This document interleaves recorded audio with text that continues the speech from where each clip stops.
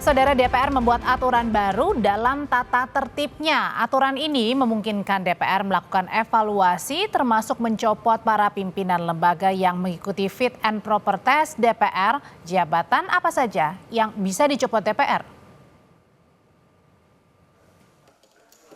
Dewan Perwakilan Rakyat membuat aturan baru dalam revisi tata tertib DPR nomor 1 tahun 2020. Dalam aturan baru itu, DPR mempunyai kewenangan untuk mengevaluasi pejabat yang penetapannya melalui rapat paripurna DPR atau mengikuti uji kelayakan dan kepatutan di DPR. Ketua Badan Legislasi DPR Bob Hasan menyebut berdasarkan tatib baru, salah satu rekomendasi yang dapat dilakukan DPR ialah dengan melakukan pemberhentian pejabat yang dianggap bertentangan dengan aturan. Sudah menjadi peraturan.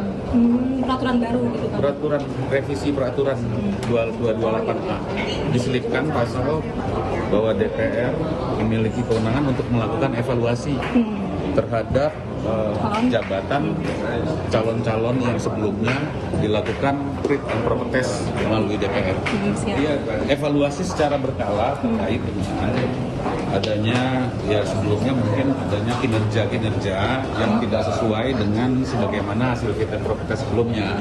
Dimungkinkan seperti itu tingkatan atau tahapan evaluasinya seperti itu. Dalam revisi tata tertib, DPR menyelipkan ketentuan baru di pasal 228A.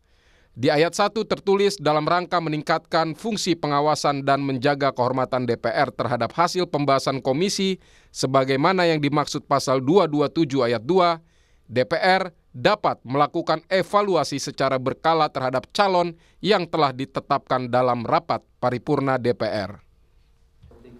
Dengan disahkannya revisi tata tertib DPR, maka kini semua pejabat yang dipilih DPR melalui uji kelayakan dan kepatutan serta ditetapkan dalam rapat paripurna DPR bisa dievaluasi oleh DPR, termasuk pimpinan KPK, KPU, Bawaslu, Hakim Mahkamah Konstitusi, dan Hakim Agung.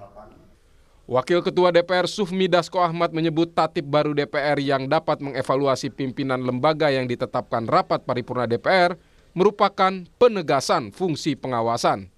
Dia mencontohkan seandainya pimpinan lembaga sakit-sakitan, maka DPR bisa melakukan evaluasi soal kinerjanya. Ya, saya pikir kan itu cuma penegasan saja dari fungsi pengawasan yang selama ini sudah ada. Bahwa pengawasan yang dilakukan oleh DPR terhadap mitra-mitranya itu juga sudah berjalan. Nah, namun kita tegaskan lagi bahwa dalam keadaan tertentu hasil fit and proper yang sudah dilakukan oleh DPR bisa kemudian dilakukan evaluasi secara berkala untuk kepentingan umum.